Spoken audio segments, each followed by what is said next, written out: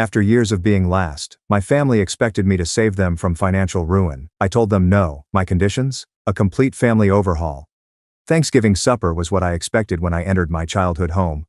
All were gathered around the dining room table, smelling turkey. My sister Sarah and her husband Jake discussed their $35,000 kitchen renovation. My mother Linda was frigid when I asked for aid with my apartment security deposit. "James, you need to understand something. Your sister's family will always come first in our priorities. You are always last." David, my father, nodded. "That's just how it is, son." The words shook me physically. I sat dumbfounded, fork halfway to my mouth, as my mother's words hit me. After the shock, something else took over. A dreadful clarity. This wasn't news. This was the first public statement. I set my fork and surveyed the table. Sarah chopped her turkey into neat squares as she had since childhood. Jake scrolled through his phone, perhaps viewing kitchen renovation photos.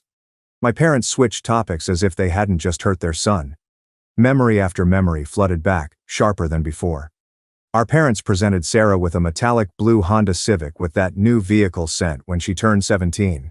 I watched from my bedroom window as they gave her the keys, all three smiling and cuddling in the driveway. I turned 17 8 months later and received a cake and card that said, "Happy birthday, son." No car or explanation, just the implicit agreement that Sarah's milestones mattered more. College was terrible. Northwestern University, $50,000 per year. Our parents paid every cent without hesitation. They traveled to Evanston on move-in day with a leased truck full with Sarah's dorm furnishings, a mini fridge, matching bedding, a desktop computer, and enough clothes for a boutique. That summer I worked 2 jobs to save every penny for community college. Dad told me they'd already overspent on Sarah's schooling when I inquired about school expenditures. "You understand, right, James? Sarah's always been the academic one. This is her shot." It made sense. All right. I knew I was alone, so I worked nights at a warehouse, weekends at a grocery store, and any spare time doing neighborhood lawn care. After 2 years of community college, I transferred to the state university on a partial academic scholarship I won through determination. My parents missed my community college graduation because Sarah was hosting a baby shower that weekend. They prioritized pastel decor and gift bags over their son's success. Sarah's wedding cost $60,000. 300 attendees, open bar, 7-piece band. The reception venue was magazine-worthy with crystal chandeliers and centerpieces that cost more than I made in a month. I was expected to wear a rented tuxedo and grin for photos while my parents proudly celebrated their daughter's fairy tale day. Sarah was pregnant with her second kid when I graduated from the public university with a computer science degree 2 years later. Mom and Dad attended her baby shower instead of my graduation. I crossed the stage and looked for recognizable faces in the audience. Nothing. I contacted them that night to tell them about my first real job. "That's nice, sweetie," Mom responded. "I couldn't talk long since Sarah's experiencing contractions and we need to get to the hospital." $13,000 given without hesitation to help Sarah and Jake buy their first house, a modest 3-bedroom ranch in a good area. Dad frowned when I asked about borrowing $500 for textbooks next semester, saying money was scarce. "You're young and single, James. You can figure it out.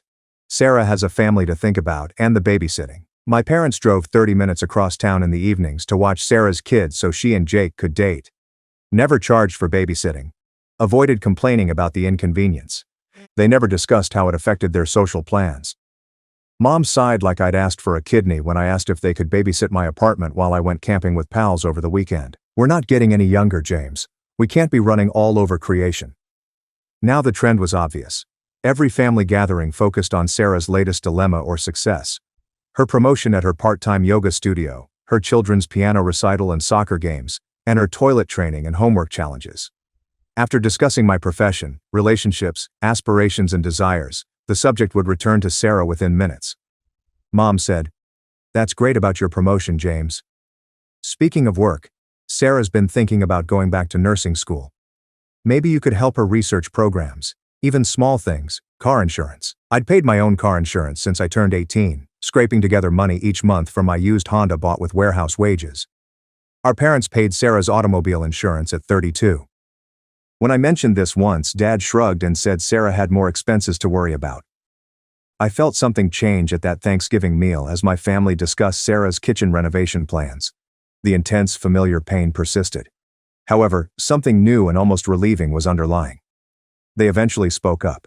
The fact that had molded every family connection for 25 years. Sarah is first, James last. Always. Excuse me, I needed the bathroom. The familiar hallway with family portraits was walked. School photos of Sarah from kindergarten to college, Sarah's wedding pics, Sarah's kids' school and newborn photos. 3 of the dozens of images on the walls were of me standing in that restroom, looking at my reflection in the same mirror I'd used as a child. My choice changed everything. I would prioritize myself first if they prioritized me last. Transformation took time but was complete.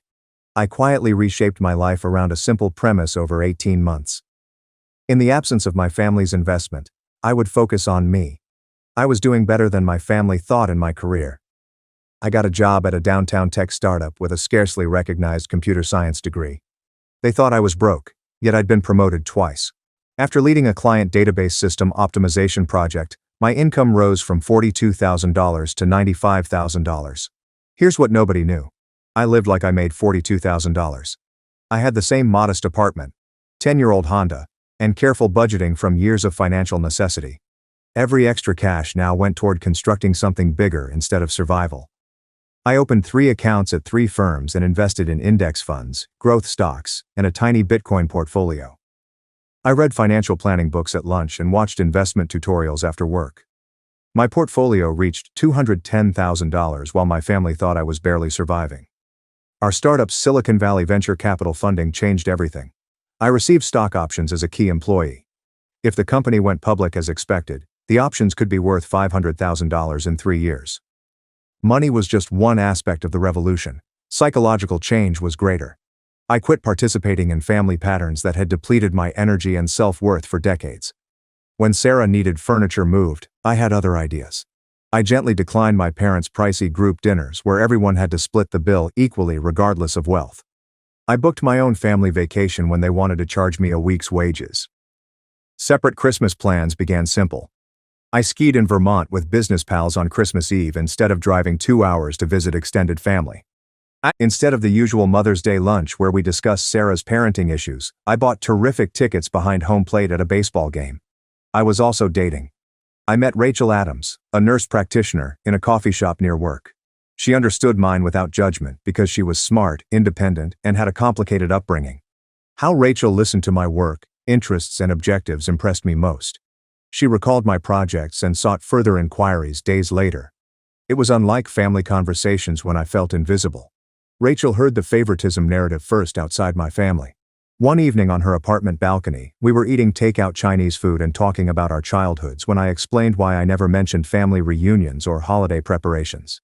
She remarked, "It sounds like they trained you to expect less," gently. "And you learned that lesson so well that even now, when you're succeeding, you still hide your achievements," she said. I was so conditioned to hide my accomplishments that even my closest friends didn't know my financial success or professional progression. I learned to shrink to avoid disrupting the family dynamic where Sarah was the star and I was the supporting figure. Rachel contested that view. She suggested I apply for work leadership roles. She celebrated my investment successes as her own. She suggested I speak at industry conferences after I cited my reputation in online technical forums. About this time, I started therapy with Dr. Olivia Harris, a family therapist who specialized in adult children recovering from narcissistic families. After Dr. Harris outlined the dynamics, I understood golden child and scapegoat. Your family needed someone to carry the emotional burden of their dysfunction, she said in one session. Sarah was the success story, the child who validated their parenting. You were the problem child, the one whose troubles let Sarah's triumphs shine brighter. Therapy helped me see that my family's treatment wasn't about my worth. They wanted a stable system with predictable duties. Sarah was the golden child who did no wrong. I was the scapegoat for everything wrong and disregarded when things went well. Instead of angry arguments, Dr. Harris helped me create calm, consistent time, energy, and emotional restrictions. When family group texts requested money or made me feel guilty about missing occasions, I stopped answering. I learned to avoid manipulation with common language. That doesn't work for my schedule. I have other commitments that day. Money was the most crucial boundary. I stopped expecting to help with family costs for nothing. No more group gifts where I paid for gifts I didn't choose. No more unpaid emergency loans. No more splitting restaurant costs while Sarah and Jake had pricey steaks and I had salad. My friend Ethan Reed from work noticed the change in my confidence and demeanor. "You seem different lately," he commented Friday afternoon as we finished a job. "Right. More focused. Like you figured something out." I discovered something. I'd learned familial loyalty doesn't need selflessness. Love doesn't tolerate mistreatment. Success doesn't have to be disguised to keep others happy. I tested my new bounds sooner than intended. My phone rang on a March Wednesday night. The screen displayed Sarah's name. She only called when she wanted something, so I almost didn't answer, but curiosity won. "James," she shakily said. "I need to talk to you. Something terrible has happened, and I don't know what we're going to do." Sarah was sobbing too hard to understand. Through sobs and faltering syllables, a story worse than I anticipated unfolded. This ideal world my family had spent years guarding was built on lies, fraud, and financial crimes. Jake's real estate career struggled for months. He wanted to close sales and create his name in a competitive market with established agents. He made more unsafe decisions due to Sarah's expectations and my parents' appreciation for his entrepreneurial energy and the pressure to preserve their lifestyle. He lied on mortgage applications, income statements, employment verification letters, and credit reports. He invented a complex system of phony paperwork to enable unqualified borrowers get mortgages they couldn't pay. The commission checks were big. Jake looked to have found his niche in real estate. However, mortgage fraud is a federal offense, and the inquiry lasted months. Bank auditors identified similarities in Jake's applications, employment verification calls to disconnected lines, tax paperwork with anomalies that raised red lights in underwriting systems, and income estimates that didn't match IRS records. Federal officials conducted a search warrant at Jake's office and uncovered a box of fake documents with his signature. His real estate license was suspended immediately for investigation. Criminal charges followed 3 days later. Jake faced up to 20 years in federal prison, but his offenses were only half the story. Sarah lived a financial fantasy that made mortgage fraud appear inevitable while he fabricated applications. She opened credit cards in her, Jake's, and my parents' names with authorization. The debt was unmanageable at $40,000. Sarah owed that on 7 credit cards. Designer outfits for her and kids. Weekend getaways and expensive dinners. The kitchen renovation cost twice as much as budgeted. Her unfinished private yoga instructor certification training. Their spending was put on credit cards in hopes that Jake's wages would catch up. House payments halted 8 months earlier. Jake claimed Sarah he was paying the mortgage, but he was actually paying credit card minimums and daily costs. The foreclosure notice received 5 weeks prior. They had 90 days to pay or lose the house. The Tuesday before, Sarah's automobile was repossessed. The tow truck arrived while she was loading groceries. She called a neighbor to retrieve her children from the rear seat while she saw her Honda Pilot get hooked up and drive away. The shame was terrible. Practicality was worse than humiliation. She could no longer drive to work or school. Private school tuition was 2 months late. The kids' school was patient, knowing that families had temporary financial problems, but patience was wearing out. That morning, the principal called to tell the kids would have to switch schools if the account wasn't paid by Friday. Legal fees rose daily. Jake's criminal defense counsel demanded a $22,000 retainer to start. They'd spent $26,000 from their savings and Sarah's nursing retirement money. If the matter went to trial, the attorney projected $55,000 in legal fees. Sarah's confession about their denial may have been the most painful. Friends and extended relatives were unaware of their finances. Sarah pretended to succeed until it all fell apart. She shared family vacation images on social media while charging credit cards. She ignored mailbox collection warnings and bought expensive birthday gifts for the kids. Children were asking Sarah questions she couldn't answer. Why did Daddy seem angry all the time? Why were there strange men in suits coming to the house? Why couldn't they go to their friends' birthday parties anymore? Sarah couldn't hide the truth. She whispered, "James," on the phone, "I fear losing the house, kids' schools, and Jake to prison. I don't know how we got here or how to fix it." I saw the irony. Sarah was the family hero, the golden child who could do no wrong and put her wants first for years. The lifestyle my parents promoted has led to financial collapse and possible federal crimes. As Sarah cried about their credit scores being damaged and their inability to get loans or rent, I understood something fundamental was happening. The family dynamic that had made me the failure and Sarah the success had reversed. I was stable and secure because I'd learnt sensible, steady financial habits from being ignored. Sarah's entitled impulsive spending, praised as her finest life, caused calamity. Have you told Mom and Dad about all of this? I asked. Sarah said, some of it? They're already panicking about what they can do to help, and their retirement savings can't cover something this big. Jake's parents said they won't help because he defaulted on loans from them before. James, you're the only one who might be able to help us. There it was. I'd subconsciously prepared for this call my whole life. When my always last family would need me first. How I would use that power was the question. I need time to think about this, Sarah, I add. This is a lot to process. She quickly questioned, how much time? Because the foreclosure deadline is next month and Jake's sentencing hearing is in 5 weeks. 24 hours, I said. I'll call you tomorrow evening. I realized everything would change after hanging up the phone. After 25 years of telling me I didn't matter, my family would learn how much I did. Our emergency family meeting was Sunday afternoon at my parents' house. Sarah had contacted ahead to request James's presence for family discussions. Inference was plain. No assistance was requested. Rescue was anticipated. Sarah sat on the living room couch with tissues in her lap, her eyes red from sobbing. Jake sat alongside her, staring at his hands with the disappointed look of someone whose lies had caught up with him. My parents looked older and more anxious than I'd seen in years in their identical chairs. Financial statements, credit card bills, court papers, and foreclosure notices littered the coffee table. I found a calculator next to my father's handwritten yellow legal pad.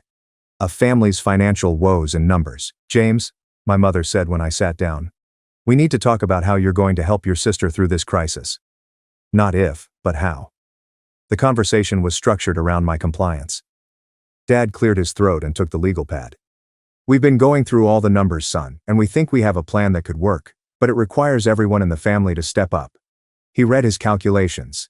Sarah and Jake needed $75,000 to handle their urgent issues. This would pay the mortgage to stop foreclosure, credit card bills, children's school tuition, and Jake's legal fees. Now, your mother and I can contribute $27,000 from our retirement savings, Dad said. We know that's a sacrifice for us, but family comes first. Sarah and Jake will need to sell some possessions and take out a loan against Jake's truck, which should bring in another $13,000. That leaves $30,000 that we need to cover. He stared at me. He continued, we figure if you liquidate your savings account and take out some loans, you should be able to handle that amount. His casualness was stunning. They had no idea how much money I had saved, my assets or salary, or my financial condition. But they thought I would use whatever I had to help Sarah. We've also been thinking, she said, that it would make sense for you to move back home for a while. You could save money on rent and use that savings to help cover the ongoing expenses while Jake gets back on his feet. Sarah nodded excitedly. It would be a relief if James helped coordinate things. Since our credit is wrecked, they suggested co-signing for a new apartment lease and helping us locate a financial advisor to get back on track. Sarah's crisis reshaped my life. I would manage the family's finances and help them recover from years of entitlement and bad decisions. I need you to understand something, James, my mother said, her voice sharpening. This is not optional. Family takes care of family, period. This is what we do for each other. Father's tone was stern too. If you don't step up now, if you leave your sister hanging when she needs you most, then you're not really part of this family. You need to decide what's more important, your money or your family. The emotional manipulation was shocking. They framed my probable refusal to bankrupt myself as a betrayal of family devotion, as if my reluctance to remedy problems I didn't cause showed I didn't love them. Sarah leaned forward, crying again. The kids have been questioning why Uncle James isn't around as much. How do I explain that their uncle doesn't love them enough to help them in trouble? Jake spoke quietly but authoritatively. Look, I know I made mistakes, but we're family, right? Families forgive each other and move forward together. Every remark implied my resources were theirs. My financial security was a tool for Sarah. That my years of meticulous planning and good choices were just to save them from their foolish choices. We've already told your Aunt Linda and Uncle Frank that you're handling the financial side of this situation, she said.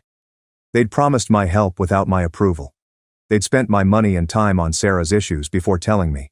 Amazing arrogance. And just so we're clear, my father repeated, examining his legal pad. We're not talking about a gift here.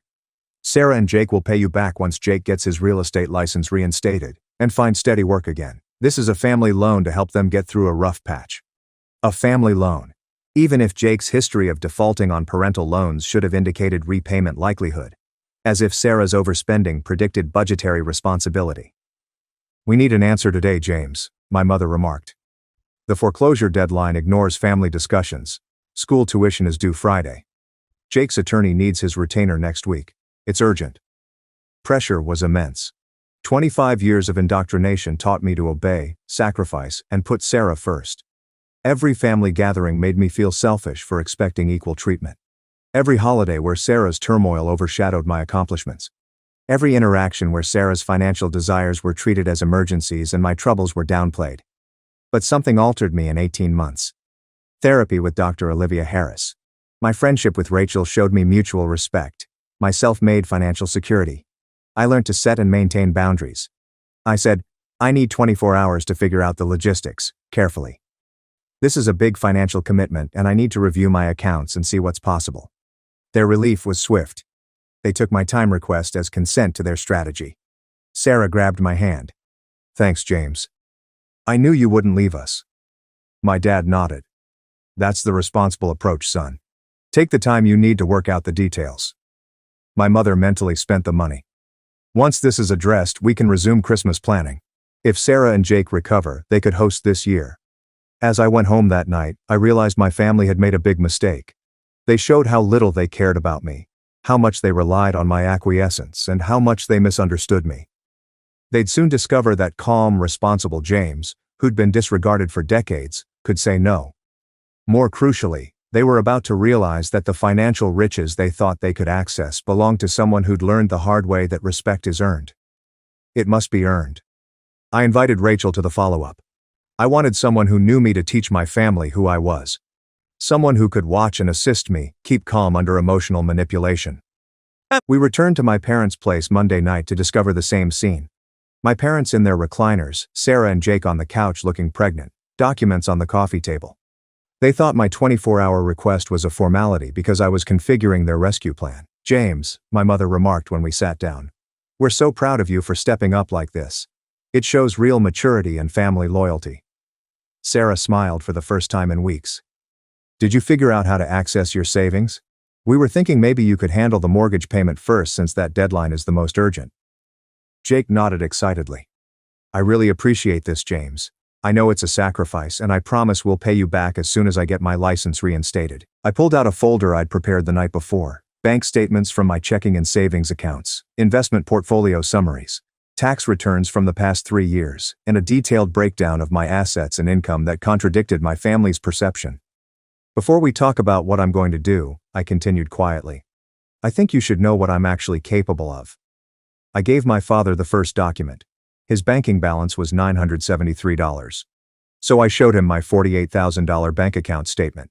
Mom's eyes widened at my $112,000 savings account balance. The investment portfolio summary followed. $210,000 in multiple accounts with precise breakdowns indicating continuous monthly payments for 5 years. Sarah gasped at my latest tax return. Gross. $95,000. After taxes and deductions, my take-home wage exceeded my parents' retirement income. "I don't understand," my dad responded softly. "You never mentioned that you were doing so well financially." "You never asked," I said. "In fact, you've never asked about my career, my goals, my relationships, or my life in general. You've spent 25 years assuming I was struggling and needed guidance when the reality is that I've been building wealth and success while you were focused on Sarah's problems." Another document, my job contract, showed my stock options. If the company went public as expected, those options would be valued $375,000 to $550,000 in 2 years. "You could have helped all along," Sarah remarked, hurt and accusatory. "You've been sitting on all this money while we were struggling."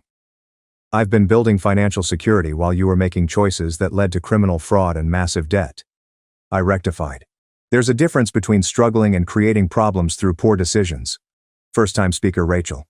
"After 8 months of dating James, I've seen your family ignore him and never ask about his career promotions, investment success, or future plans. But you believed he'd sell everything to remedy problems he didn't cause." Mom's face reddened. "That's not fair. James never told us about his financial situation because every time he tried to share good news, you'd change the subject to Sarah's latest crisis." Rachel said, "I've heard him try to tell you about his achievements, and I've watched you dismiss them or ignore them completely. I showed them images from Rachel and my Hawaii vacation 3 months ago on my phone.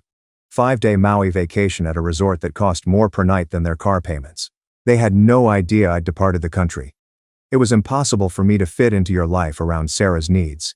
Therefore, I lived separately from this family. I have a successful career, a healthy relationship, financial security, and personal goals that extend far beyond managing family crisis. Jake was bewildered and irritated. If you have all this money, why wouldn't you just help us out?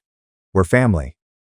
Because having resources doesn't create an obligation to rescue people from the consequences of their choices, I add. And because this family has spent decades teaching me that my value is measured by what I can provide for Sarah's benefit, I meticulously spelled out the pattern. Sarah got pricey gifts and I got minimal acknowledgments every birthday. Every family event where Sarah's accomplishments were lauded but mine were ignored. All financial emergencies where Sarah received instant aid while I was denied. You told me on Thanksgiving that Sarah's family will always come first, and I will always come last, I said. You were honest about your priorities and I've decided to be honest about mine. I'm putting my own financial security and future first for once. My father reread the taxes. But son, if you can afford to help, doesn't that create some moral obligation to your family? The same moral obligation that existed when I needed help with textbooks, or when I was working 2 jobs to pay for college, or when I asked to borrow $500 while you were giving Sarah $13,000 for a house down payment. Hypocrisy silenced the room. They made my needs irrelevant and Sarah's wishes emergencies in the family. They aimed to use family loyalty to acquire undiscovered riches. I'm willing to help, I said. But not on the terms you've proposed.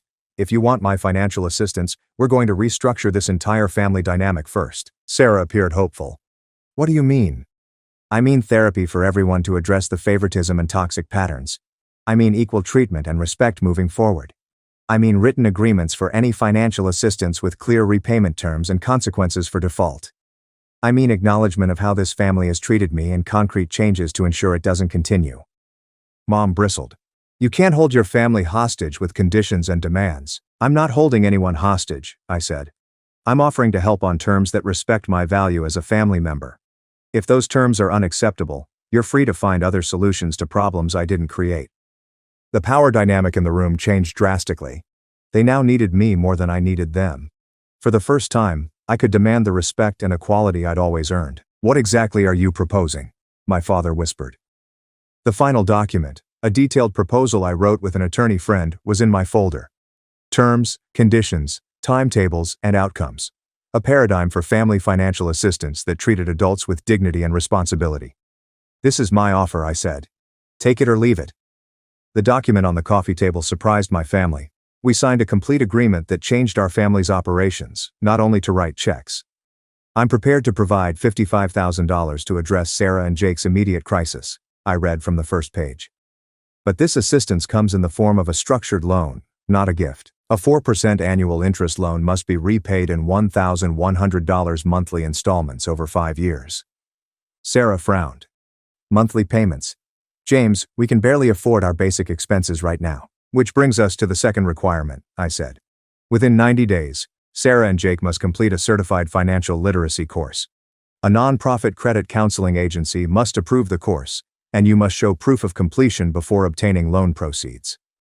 Jake shifted uncomfortably. That seems like a lot of hoops to jump through for family help.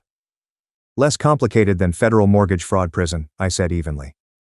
The third need is family therapy. All of us. 5 months of monthly appointments with a therapist. I choose to focus on family dynamics, partiality, and healthy communication. My mother's anger was acute. You want to drag us to therapy like we're some kind of dysfunctional family? We are some kind of dysfunctional family, Rachel said. Healthy families don't systematically favor one child while ignoring another for 25 years. On to the next page. The fourth condition is public recognition. Mom and Dad will admit our family's bias and apologize for my lifelong treatment at the next extended family meeting. My dad was shocked. You want us to humiliate ourselves in front of the whole family? I want you to tell the truth in front of the whole family, I said. The same family you told that I was handling Sarah's financial crisis without asking my permission first. The fifth criteria covered future financial requests. A family member seeking financial aid must present a written plan with clear repayment terms. No more emergency loans with unclear payback commitments. No more automatic cost sharing without income consideration. Sarah, I said.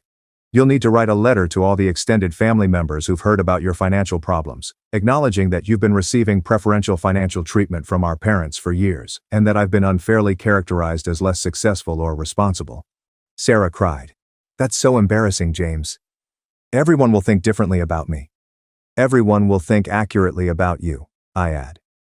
"The embarrassment you're feeling is what I've felt at every family gathering where my achievements were ignored while yours were celebrated." The sixth condition concerned Jake's job. He had to take an anger management course and show stable work for 3 months before receiving the final loan. Jake argued, "You don't have anger management problems.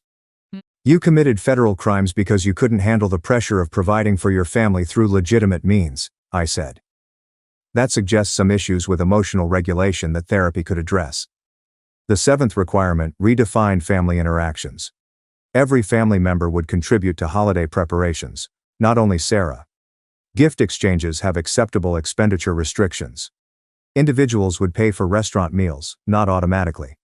I told my girlfriend that Rachel will be included in family planning, holiday invitations, and conversations. No more treating my relationship as less important than Sarah's marriage. My mother was reading the document with great concern. "This feels like you're punishing us for trying to help Sarah through a difficult time. This feels like me demanding the respect and equality I should have received my entire life," I said. The fact that basic fairness feels like punishment shows how skewed this family's perspective has become. Maybe the ninth requirement was most significant. Monthly accountability checks to verify loan payments, therapy attendance, and family dynamics. I could call the debt owing immediately if the family resumed partiality and disrespect. I said my 10th and final criteria is that our parents will contribute equally to my wedding, house down payment, and other important life milestones, just like they did for Sarah's. My father was doing legal pad math. "James, some of these requirements feel very harsh. We're already facing a difficult financial situation. You're facing consequences for choices that were made over many years," I remarked. "Sarah and Jake overspent. You and Mom allowed that lifestyle while ignoring my financial obligation. Now you're deciding whether to accept support with conditions to stop it." Sarah looked at Jake, then me. "What if we can't meet all these requirements? What if the therapy doesn't work or we struggle with the payments? Then you'll face the consequences of your choices without my resources," I said. "As I did for 25 years, your choices affected me." I proposed something so big that the room became silent.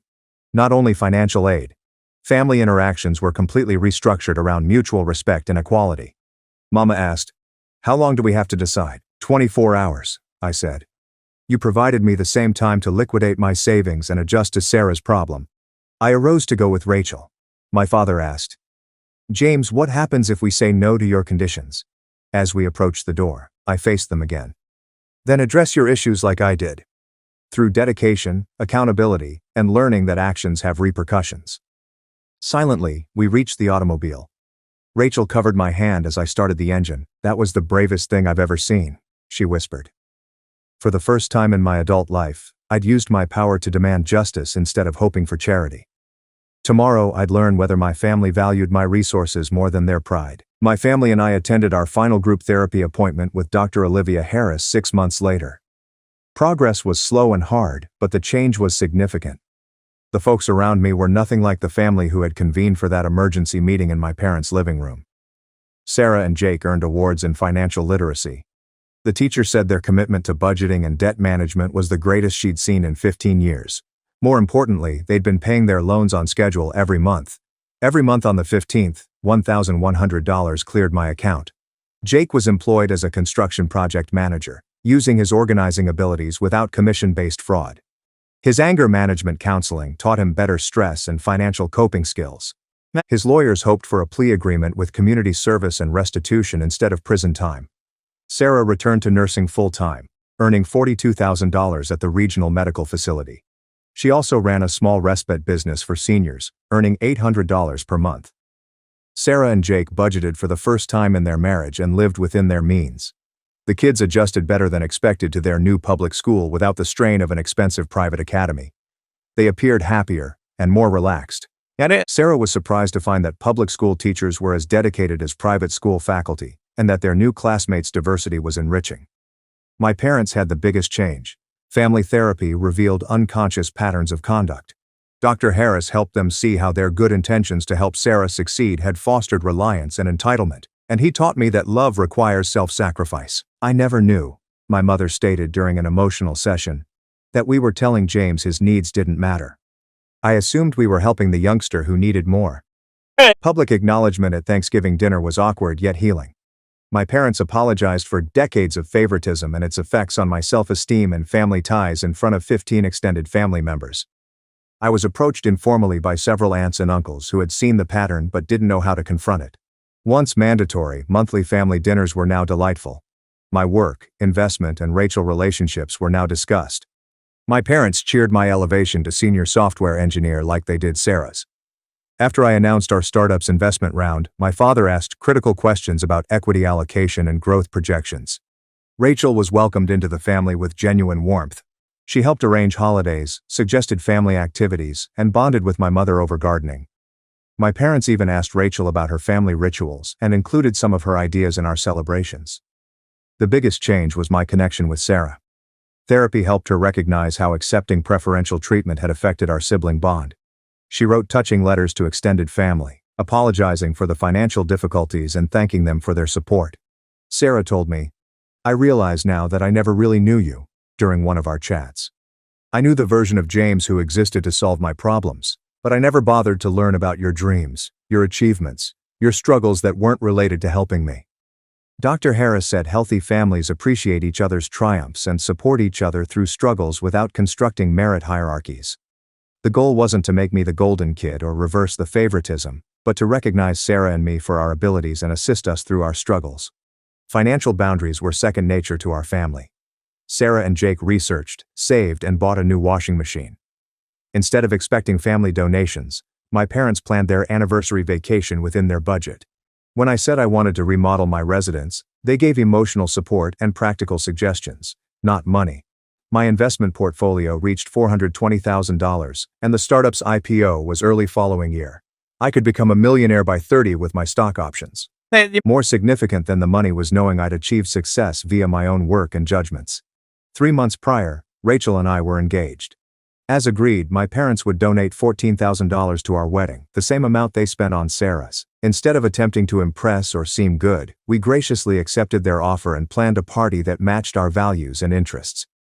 Another beneficial improvement in family interactions was uncovered during wedding planning.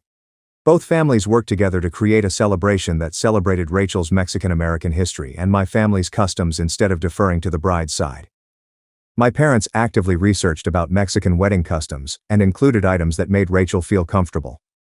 After our final therapy session, Dr. Harris asked us to share one thing we learned about ourselves and our family.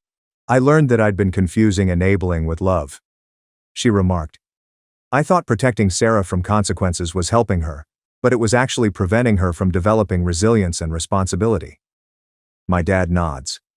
"I learned that staying silent when I saw favoritism made me complicit in creating an unhealthy family system. I should have spoken up years ago." Everyone was shocked by Jake's insight. "I learned that I'd been using Sarah's family support as a crutch to avoid dealing with my own insecurities and career challenges. The fraud happened because I was trying to maintain a lifestyle we couldn't afford rather than building a career we could be proud of."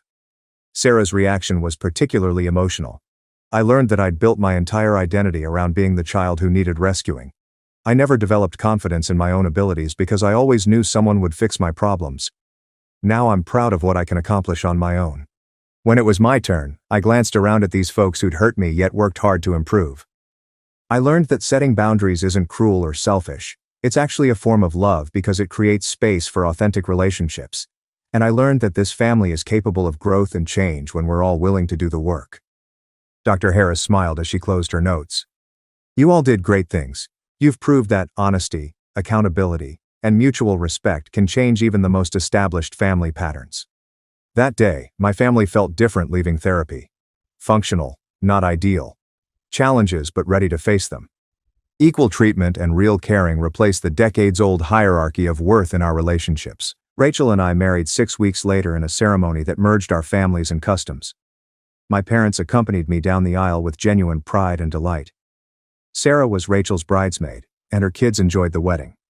Jake, now 18 months sober and repairing his reputation, was someone I respected. Everyone cried at my father's reception toast. "James," he replied, "you taught us love isn't about giving someone everything they want. The key is knowing who they are and helping them become their best. Thank you for having the bravery to demand respect and for giving us the chance to become the family we should have been all along." This whole experience taught me something simple but deep. Acceptance and rejection teach others how to treat you. For 25 years, I accepted being treated less than Sarah because I didn't think I deserved better. After I demanded equality, my family had a choice. Honor me or leave. We grew stronger because they respected us. Sometimes refusing to enable bad behavior is the most compassionate thing you can do. Justice sometimes entails sacrificing relationships. When you stop sacrificing for love, you may find that you were always deserving. The family that put me last now puts everyone first. And that changed everything. As Rachel and I drove away from our wedding reception to our vacation in Italy, I realized how much my life had changed. The business went public 2 months earlier, making my stock options worth $800,000. My investments didn't hold the real riches. It was in the connections I battled to restore, the boundaries I learned to preserve, and the family I bravely and lovingly transformed.